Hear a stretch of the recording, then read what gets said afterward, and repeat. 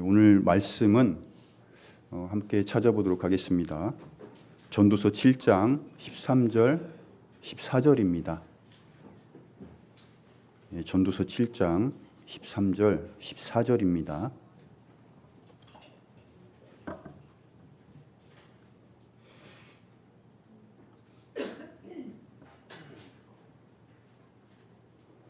찾으셨으면 우리 함께 한 목소리로 읽어보도록 하겠습니다. 하나님의 일을 깊이 생각해보라. 그분께서 굽게 하신 것을 누가 능히 곱게 하겠느냐. 형통하는 날에는 기뻐하되 역경을 당하는 날에는 깊이 생각하라.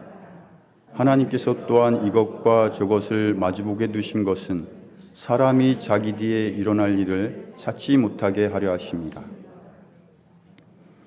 오늘 말씀은 하나님께서 굽게 하신 것이라는 제목으로 말씀을 나누도록 하겠습니다. 방금 읽은 말씀은 하나님의 일을 깊이 생각해 보라 라는 말로 시작됩니다. 하나님께서 하신 일이 있다고 말씀하셨는데 이어지는 말씀을 보면 그것이 무엇인지 알 수가 있습니다. 그분께서 굽게 하신 것을 누가 능히 굽게 하겠느냐. 하나님께서 굽게 하신 것이 있는데 그것은 아무도 펼 수 없으며 오직 굽게 하신 하나님만 다시 펼 수가 있습니다. 성경 말씀을 살펴보면 역사 속에서 아담이 범죄함으로 하나님께서 굽게 하신 것들이 있습니다. 하나님께서 천지 만물을 창조하시고 제일 마지막에 사람을 창조하셨습니다. 그리고 하나님께서 말씀하시기를 매우 좋았더라 라고 하셨습니다. 처음 창조하신 세계는 모든 것이 곱고 본질적으로 아름다웠습니다. 그러나 아담이 범죄함으로 하나님께서 이 땅을 저주하셨고 모든 창조 세계를 굽게 하셨습니다. 사람에게는 죄의 기질이 들어오고 굽은 것이 역사 속에서 오늘날까지 내려오게 되었습니다. 그렇게 범죄함의 결과로 모든 사람은 굽어진 인생을 살게 되었습니다.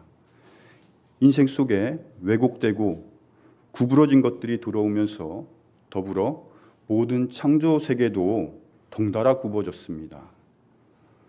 그래서 로마서 8장 22절에서는 모든 창조 세계가 함께 고통 중에 있다고 말씀을 하셨습니다. 자연계에는 극심한 추위와 더위가 생겼고 가뭄, 태풍, 지진, 해일, 홍수와 같은 무서운 자연재해가 생겼습니다. 세상은 온통 야국강식의 천적관계가 생기면서 서로 죽이고 죽는 비정상적인 세상이 되었습니다. 사람이나 짐승이나 생명체가 있는 모든 땅에는 위험하지 않은 곳이 없습니다. 사람들 마음속에는 시기와 질투 그리고 욕심과 이기심이 자리하고 있습니다. 그로 인해 폭력과 살인, 전쟁과 폭동과 같은 수많은 사건, 사고들이 끊임없이 일어나고 있습니다. 설령 그런 일들이 아니다 해도 사람은 누구나 늙고 병들고 쇠약해져서 결국 죽음을 맞이하게 됩니다. 밤에 식장산 전망대를 올라가서 보면은 아름다운 대전 시내의 야경이 펼쳐집니다. 참 아름답다고 느껴지지만 저 도시 안에서 현재 진행형으로 벌어지고 있는 많은 죄악들을 생각해 보면 마음이 무거워지고 답답해집니다. 멀리서 바라보면 아름다운 것도 그 속에 막상 들어가서 보면은 죄와 불법으로 가득 차 있는 곳이 우리가 살고 있는 이 세상입니다. 사람들은 어린 시절부터 남들보다 앞서는 방법을 배우며 살아갑니다. 학교에서 또 직장에서 심지어 친구들과의 관계 속에서도 끊임없이 비교하며 경쟁을 합니다. 겉으로는 서로 웃으며 잘 지내는 것 같지만 그 이면에는 보이지 않는 싸움과 경쟁이 있습니다. 경쟁에서 이겨야만 남들 위에 설 수 있고 그래야 성공이라는 목표를 달성할 수 있다고 생각을 합니다. 그래서 남들보다 조금이라도 앞서기 위해서 전쟁과도 같은 치열한 삶을 매일매일 살아가고 있으며 때로는 다른 사람들을 넘어뜨리는 것조차도 정당하다고 생각할 때도 있습니다. 그렇게 굽어진 세상에서 모든 생명들은 본능적으로 경쟁을 합니다. 요즘에는 이종 격투기가 대중 스포츠로 자리를 잡았습니다. 경기장에서 한 선수가 피를 흘리며 더 비참하게 쓰러질수록 사람들은 더 큰 열광을 합니다. 이긴 선수는 세상을 다 얻은 듯 환호하며 기뻐합니다. 이 세상은 정상적인 세상이 아닙니다. 굽어져 있고 틀어져 있고 어긋나 있습니다. 어떤 사람들은 하나님께서 왜 원치도 않는 사람을 만들어서 이렇게 힘들게 하냐고 원망을 합니다.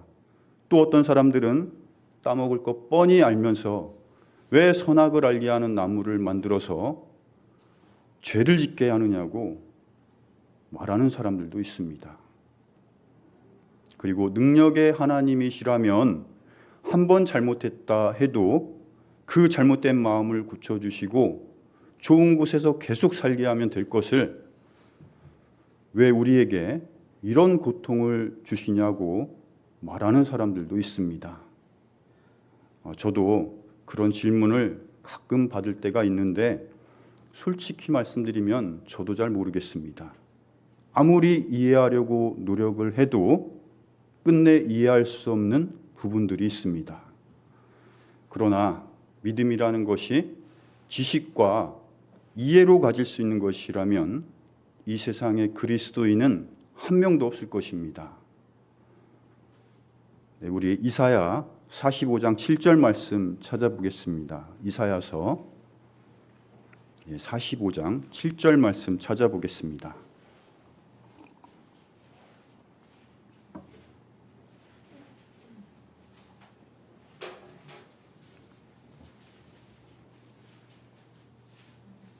우리 찾았으면 우리 함께 읽어보도록 하겠습니다.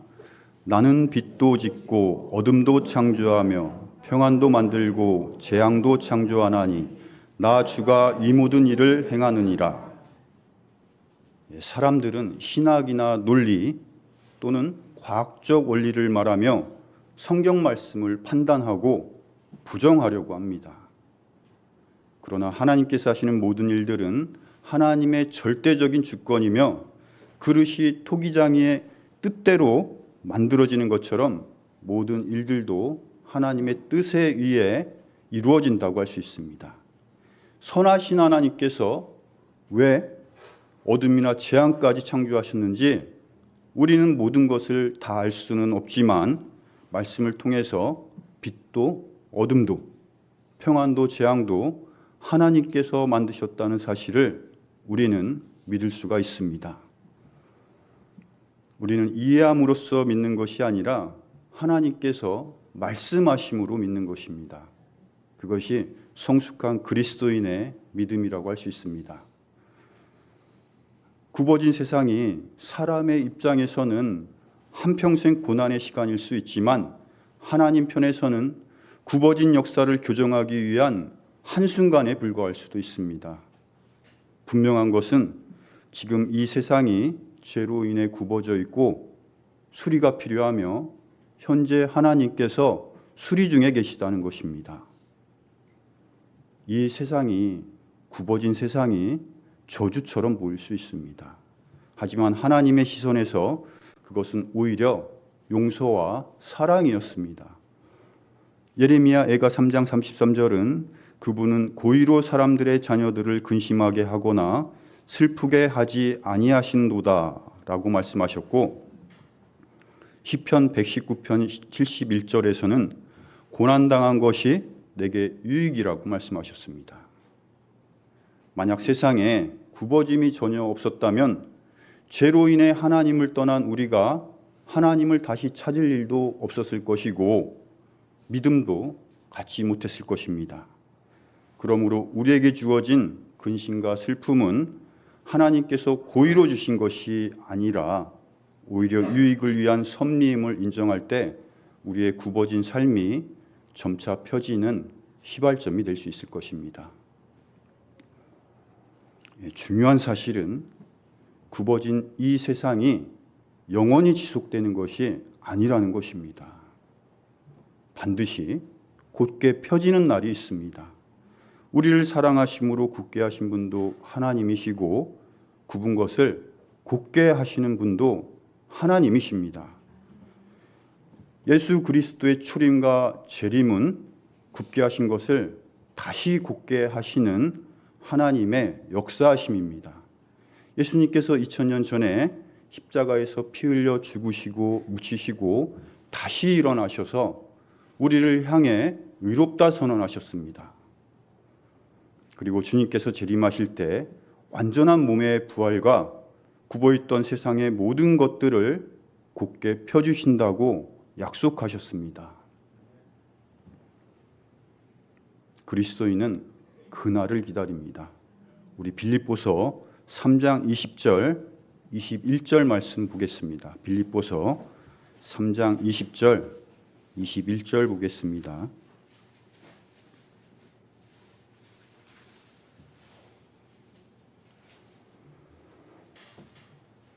빌립보서 3장 20절, 21절 우리 함께 읽겠습니다. 우리의 생활 방식은 하늘에 있으며 거기로부터 또한 우리가 구원자 주 예수 그리스도를 기다리노니 그분께서는 모든 것을 자기에게 복종시킬 때 사용하시는 능력을 발휘하사 우리의 천한 몸을 변화시켜 자신의 영광스러운 몸과 같게 만드시리라.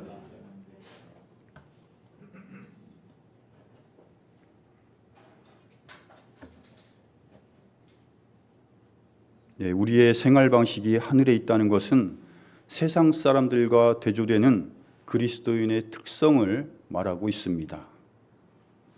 우리의 본향은 영원한 하늘이며 모든 성도들은 완전한 몸의 부활과 영생을 주시는 예수 그리스도의 재림을 기다리고 있습니다. 그것이 그리스도인의 소망입니다. 바울은 21절에서 그리스도의 재림을 통해 그리스도인에게 임할 완전한 몸의 부활에 대해서 설명하고 있습니다. 그리스도께서 재림하실 때 우리의 몸은 천한 몸에서 그리스도의 영광스러운 몸으로 변화를 이룹니다.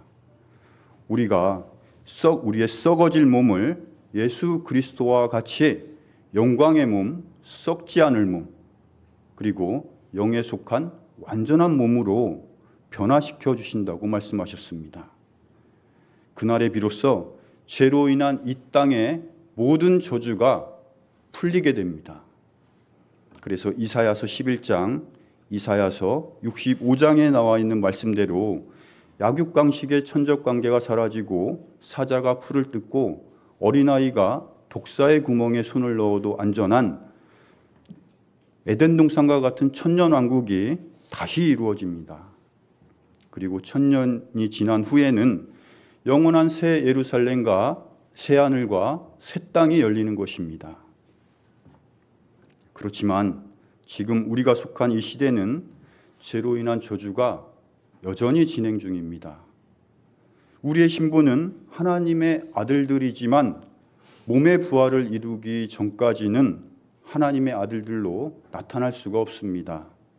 그래서 로마서 8장 19절을 보면 창조물이 간절히 기대하며 기다리는 것은 하나님의 아들들이 나타나는 것이라고 말씀을 하십니다. 우리가 하나님의 아들들로 나타날 때 이 세상이 완전해지기 때문입니다. 현 세상은 분명히 굽어져 있고 그것을 굽게 하신 분이 하나님이시며 그 원인은 인간이 범죄함에 있다고 했습니다. 그리고 범죄함의 결과로 굽어진 이 세상을 다시 곱게 하시는 것이 하나님의 계획이며 시간 속에서 존재하는 인류의 역사라고 말씀드릴 수 있습니다. 제 자신을 돌아보면 몸도 마음도 확실히 고장난 상태라는 것을 알 수 있습니다. 그러나 감사하게도 지금은 하나님께 완전한 수리를 약속받은 상태입니다. 놀라운 것은 하늘을 날아다닐 수 있고 사물을 통과할 수도 있으며 순간이동도 할 수 있는 그런 몸으로 바꾸어 주신다고 했는데 수리비가 무료라고 합니다. 혹시 아직도 AS 접수를 못하신 분 계시면 곧 접수 마감이 끝난다고 하니까 빨리 서둘러서 신청하시기 바랍니다. 저는 살면서 착해 보인다는 말을 많이 들었습니다. 제가 좀 착해 보이긴 하지요. 그런데 사실은 그것이 저의 거짓된 모습이었습니다. 저는 많은 사람들 중에서 죄성이 특별히 더 크고 더 악하며 더 거짓된 사람이었습니다. 착하게 살아보려고 노력도 해보았지만 그것은 노력과 열심으로 되는 것이 아니었습니다. 한 번은 제가 사회 모임에 참석한 적이 있었는데 처음 본 사람이 저에게 다가오더니 다짜고짜 제가 싫다고 했습니다. 그 말의 핵심은 제가 겉과 속이 다르다는 것입니다. 속은 더럽고 악한 생각으로 가득 차 있으면서 겉으로는 좋은 사람인 척, 착한 사람인 척 한다는 것입니다. 그런 제가 역겹다고 말했습니다. 아마도 제가 하나님을 만나지 못했다면 그런 말을 듣고 기분이 매우 나빴을 것입니다. 어쩌면 치고받고 싸웠을 수도 있습니다. 그러나 제가 하나님을 믿으니까 그런 말이 전혀 충격적으로 다가오지가 않았습니다. 왜냐하면 그 말이 사실이거든요. 저는 웃으면서 말했습니다. 너의 말이 맞다.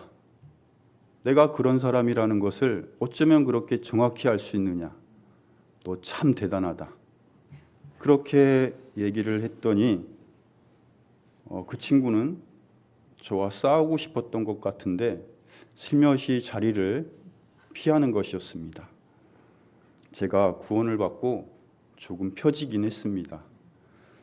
하나님께서 굳게 하신 것을 누가 능히 굳게 하겠느냐? 나는 할 수 없습니다. 오직 주 예수 그리스도만이 하실 수가 있습니다. 우리 누가복음 3장 13장 11절에서 13절 찾아보겠습니다. 누가복음 13장 11절에서 13절 보겠습니다. 누가복음 13장 11절에서 13절 보겠습니다. 보라, 18해 동안이나 병약하게 하는 영에 붙잡혀 몸이 다 구부러지고 전혀 몸을 들지 못하는 한 여자가 있더라. 예수님께서 그녀를 보시고 불러 그녀에게 이르시되 여자여 내가 너의 병약한 곳에서 풀려났느니라 하시며 그녀에게 안수하시며 그녀가 즉시 몸을 굳게 펴고 하나님께 영광을 돌리더라. 병약하게 하는 영 때문에 몸이 구부러져서 몸을 들지 못하는 여자가 있었다고 합니다. 예수님께서 그 여자에게 안수하셨을 때 즉시 몸을 굳게 펴고 하나님께 영광을 돌렸다고 했습니다. 마귀한테 잡혀서 짐승처럼 땅만 보며 살던 여자가 예수 그리스도로 인해 새로운 삶을 살게 되었습니다. 구부러진 여인의 모습이 저의 모습이었고 바로 우리 모두의 모습이었습니다. 누가 능히 굳게 하겠느냐? 주 예수 그리스도만이 하실 수가 있습니다. 이 세상은 왜곡되고 굽어져 있습니다. 모든 것이 부패하고 꼬여 있으며 그것은 갈수록 더 심해지고 있습니다. 하지만 모든 것이 굽어진 세상 속에서도 유일하게 고든 것이 하나 있습니다. 그것은 하나님의 말씀입니다. 잠언 8장 8절 9절입니다. 우리 잠언 8장 8절 9절 말씀 보겠습니다.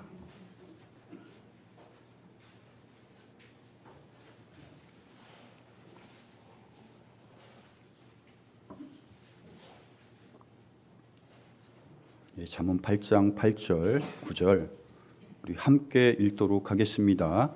내 입의 모든 말은 의로운 가운데 있으므로 그것들 속에는 비뚤어지거나 뒤틀린 것이 없나니 깨닫는 자에게는 그것이 다 명백하며 지식을 얻는 자들에게는 올바르도다. 주님의 말씀은 완전히 의롭고 비뚤어지거나 뒤틀린 것이 전혀 없습니다. 따라서 우리가 주님의 말씀을 받아들이고 말씀을 따라 살게 되면 굽어진 인생이 점차 굳어지며 주님께서 다시 오실 때 우리는 완전한 몸으로 영광스럽게 변화를 이루게 됩니다. 오늘 본문 말씀 전도서 7장 다시 보겠습니다. 전도서 7장 14절 7장 전도서 7장 말씀 다시 보겠습니다. 전도서 7장 14절을 보면 13절에 이어서 또다시 생각하라고 말씀하십니다. 하나님의 일을 깊이 생각해보라. 그분께서 굳게 하신 것을 누가 능히 굳게 하겠느냐. 형통하는 날에는 기뻐하되 역경을 당하는 날에는 깊이 생각하라. 형통하는 날에는 기뻐하라고 하셨습니다. 사실 우리 삶 속에서 형통한 날은 그리 많지 않습니다. 삶 속에서 좋은 날과 나쁜 날의 비율을 따져보면 개인의 성격과 삶의 질 그리고 건강 상태 그와 같이 처해진 환경에 따라서 크게 달라집니다. 그러나 대부분 사람들은 좋은 날보다는 나쁜 날이 훨씬 많다고 말을 합니다. 얼마 되지 않는 형통한 날조차도 우리가 기뻐할 줄 모른다면 그것은 정말 불행한 일이라고 말씀드릴 수가 있습니다. 그래서 더 행복한 인생을 살 수 있는 비결을 알려드리겠습니다. 그것은 좋은 날과 형통한 날의 기준을 넓히는 것입니다. 그 첫 번째로 작은 일에도 기뻐하고 감사할 수 있는 것입니다. 심지어 바울은 고난 중에도 기뻐하라고 말씀하셨고 항상 기뻐하라고 했습니다. 그것이 어떻게 가능하냐고 물어볼 수도 있겠지만 옛본성과 새본성이 있는 그리스도인에게는 가능한 일입니다. 고난은 고난이고 그리스도로 인한 기쁨은 별개의 기쁨이라고 할 수 있습니다. 말기신부전 환자들은 소변이 나오지 않기 때문에 혈액 속에 노폐물이 쌓입니다. 그래서 일주일에 3번씩 온몸에 피를 빼서 노폐물을 걸러내고 다시 몸속으로 집어넣는 혈액 투석을 합니다. 우리 지체 중에도 투석의 고통 중에 있는 자매님이 계십니다. 오늘 함께 자리하지 않으신 것 같은데 제가 그분이 어떤 분인지 제가 힌트를 드리겠습니다. 그 자매님은 김대진 형제가 무척 좋아합니다. 그 자매님은 민들레 홀씨처럼 여성스럽고 아름다운 분입니다. 그 자매님은 경건한 마음으로 늘 주님만 바라봅니다. 누군지 아시겠습니까? 잘 모르시면 우리 자매님께서 표현을 잘 안 하시지만 우리 성도님들의 많은 기도가 필요합니다. 생각나실 때마다 꼭 기도해 주시기 바랍니다. 투석 환자들은 정상적인 소변을 만들지 못하기 때문에 수분 섭취가 극도로 제한됩니다. 우리가 물을 마음껏 마실 수 있고 시원하게 소변을 볼 수 있다는 것이 얼마나 큰 은혜이고 감사해야 할 일인지 우리가 한 번쯤 생각해 볼 필요가 있습니다. 폐부전으로 세상을 떠난 제 친구가 있는데 죽기 전에 남긴 말이 있습니다. 한 번 숨 쉬는 것이 너무 괴롭고 힘들다는 것이었습니다. 사람은 하루에 평균 10,000번 이상의 호흡을 합니다. 그렇다면 그 친구는 하루에 10,000번 이상의 고통을 경험했다는 것입니다. 우리가 일상 중에서 아무렇지도 않게 하고 있는 모든 일들이 하나님의 은혜라는 사실을 기억해야 합니다. 건강하게 잘 먹고 잘 자고 잘 움직이고 숨 잘 쉬고 눈 한 번 깜빡이는 것조차도 감사하며 기뻐해야 할 일이라는 것입니다. 작은 일이나 당연하다고 생각했던 일들이 은혜였다는 사실을 인정할 때 형통한 날의 범위가 넓어지고 우리는 훨씬 더 행복한 삶을 살 수 있게 됩니다. 전도서 7장 14절 다시 보겠습니다. 형통하는 날에는 기뻐하라고 하셨지요. 그런데 이어서 역경을 당하는 날에는 깊이 생각하라고 말씀하십니다. 좀 이상하죠? 형통한 날에 기뻐했다면 역경을 당하는 날에는 슬퍼하는 것이 문맥상 맞겠지만 하나님께서는 슬퍼하라고 하신 것이 아니라 깊이 생각하라고 말씀하십니다. 그리스도인의 고난과 역경에는 몇 가지 이유가 있습니다. 죄악된 세상 속에 우리 육신이 속해 있음으로 당하는 고난과 그리스도로 인한 의로운 고난, 그리고 성장을 위한 연단의 고난이 있습니다. 또한 하나님 앞에 범죄함으로 인한 징계로 받는 고난도 있습니다. 많은 고난들이 죄악된 세상에 살기 때문에 경험하게 되는 당연한 고난들입니다. 이 고난은 신자나 비신자나 모두에게 동일하게 찾아옵니다. 욥기 5장 7절 말씀을 보면 불티가 위로 날아가는 것 같이 사람은 고생하려고 태어나느니라 라고 하신 말씀처럼 이 세상에 태어났기 때문에 당연히 겪어야 하는 고난이 있다는 것입니다. 우리가 주 예수 그리스도를 영접하고 하나님의 자녀가 된다면 그 삶의 중심이 나에게서 하나님으로 옮겨집니다. 마귀가 주인된 세상은 그런 나를 싫어하고 내가 그리스도인이라는 것을 더 드러낼수록 더 큰 삶의 고난을 겪게 됩니다. 하나님께서는 바울에게 복음의 사역은 반드시 이룰 것이라고 말씀하셨지만 많은 환난이 있을 것이라고 했습니다. 하나님께서는 안전한 도착을 약속하셨지만 그 과정에서 어려움이 없을 것이라고 말씀하신 적이 없습니다. 그것이 그리스도로 인한 의로운 고난이며 우리가 기꺼이 살아야 하는 삶의 방식입니다. 그리스도로 인한 고난은 영광이며 주님께서 나와 함께 하신다는 증거이기 때문에 우리는 고난 중에도 기뻐할 수가 있습니다. 또한 하나님은 우리를 더 성숙하게 만들기 위한 연단의 고난을 주십니다. 쇳덩어리가 망치에 맞을수록 더 강해지는 원리처럼 하나님께서 허락하신 고난이 불편하고 힘들지만 그것이 내 안에 있는 육신의 본성을 밀어내고 세상을 이겨내는 힘으로 작용된다는 것입니다. 그것이 성장을 위한 연단의 고난이며 참고 이겨낼 때 나에게 반드시 유익으로 돌아오는 고난이라고 할 수 있습니다. 그리고 거듭난 그리스도인이 제 가운데 살아간다면 하나님께서 그 인생에 직접적으로 개입하시고 때로는 그 삶을 심하게 구부러뜨리는 경우도 있습니다. 그래서 하나님의 자녀가 된 이후에 우리가 고의적으로 죄를 범하고도 아무 일 없을 것이라고 생각한다면 그것은 착각입니다. 히브리서 12장 6절에서는 주께서 사랑하는 자를 친히 징계하시고 자신이 받아들이는 아들마다 채찍질 하시느니라 라고 하셨고, 히브리서 12장 8절을 보면 너희에게 징계가 없으면 너희는 사생하여 아들이 아니라고 말씀하셨습니다. 모든 환난과 어려움들이 죄의 결과로 나타나는 것은 아니지만 어려움이 있을 때 자신을 살펴보는 것은 매우 중요합니다. 그리고 인생길이 굽어졌을 때 그것이 징계로 온 것이라면 속히 돌이켜야 합니다.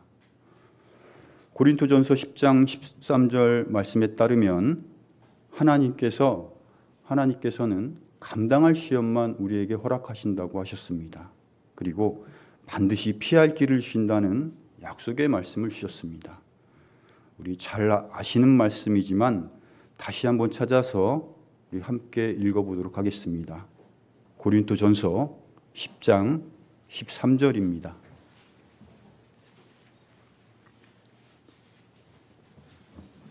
고린토전서 10장 13절 함께 읽어보도록 하겠습니다. 사람에게 공통적으로 있는 시험 외에는 너희가 어떤 시험도 당하지 아니하였나니 하나님은 신실하사 너희가 감당할 수 있는 것 이상으로 시험 당하는 것을 너희에게 허락지 아니하시고 또한 그 시험과 함께 피할 길을 내사 너희가 능히 그것을 감당하게 하시느니라. 감당할 시험만 허락하셨다는 것은 나에게 감당할 수 없는 재앙이 일어나지 않는다는 것입니다. 그 말은 다가올 고난에 대해서 너무 걱정하지 마시라는 것입니다. 하나님께서는 굽게 하시는 것도 사람마다 차이가 있으며 아무렇게나 주시는 것이 아니라 분량에 따라 감당할 수 있는 고난만 주신다고 하셨습니다. 하나님께서는 우리의 고난을 세밀하게 통제하고 계시며 조절해 주십니다. 고난의 정도와 그 기간까지도 철저하게 관리해 주신다는 것입니다. 어떠한 어려움이 있더라도 그것이 하나님에 의해서 철저히 관리되고 있다는 사실을 우리가 확신할 수 있다면 우리는 고난 앞에서 담대할 수 있습니다. 그리고 우리의 현실이 너무 힘들어도 우리는 얼마든지 인내할 수 있습니다. 욥도 처음에는 자기가 무슨 이유로 고난을 당하는지 알 수가 없었습니다. 욥은 고난의 이유를 알지 못했지만 한 가지 확신할 수 있었던 것은 자기에게 닥친 고난이 하나님께서 허락하신 고난이라는 것입니다. 우리 욥기 23장 10절 말씀 찾아서 함께 읽겠습니다. 욥기 23장 10절입니다. 욥기 23장 10절입니다.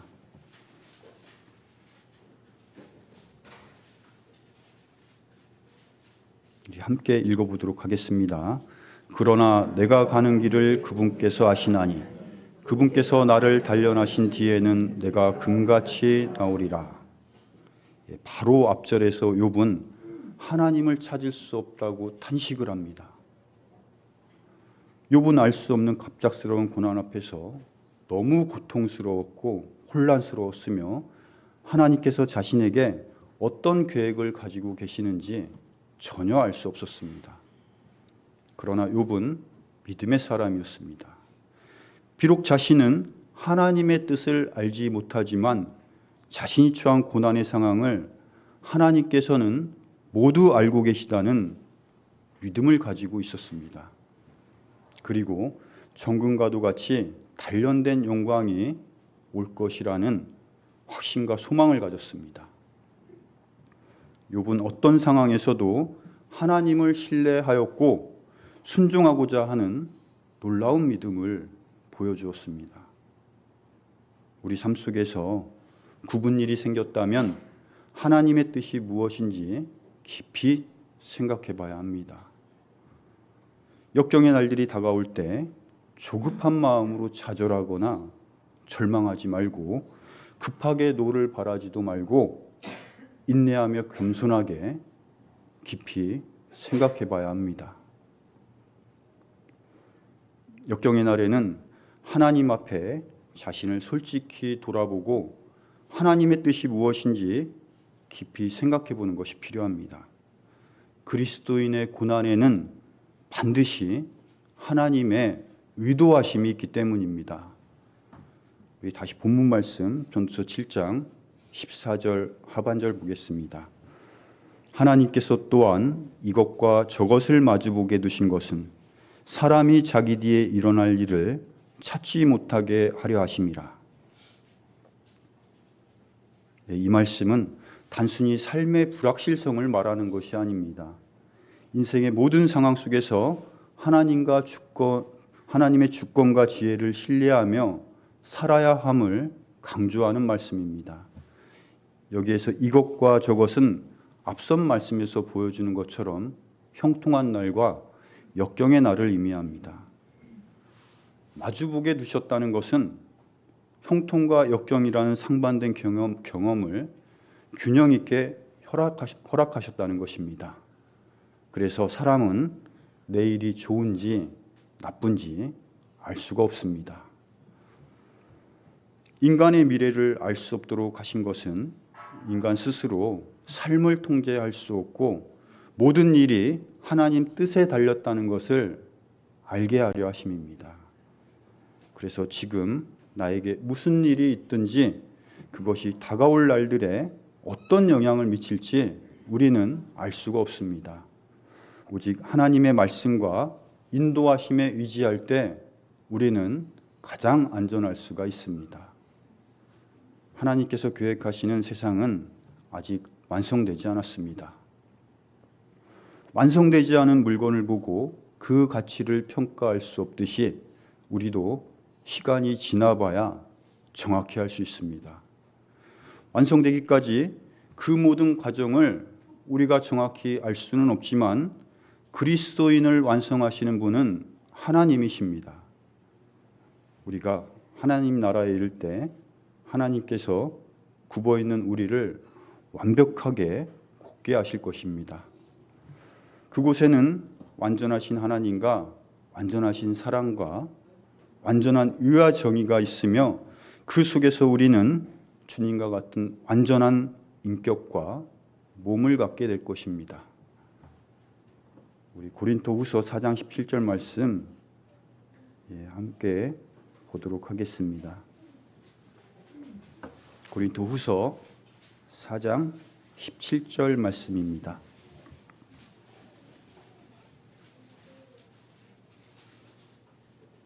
우리 이 말씀 함께 읽도록 하겠습니다.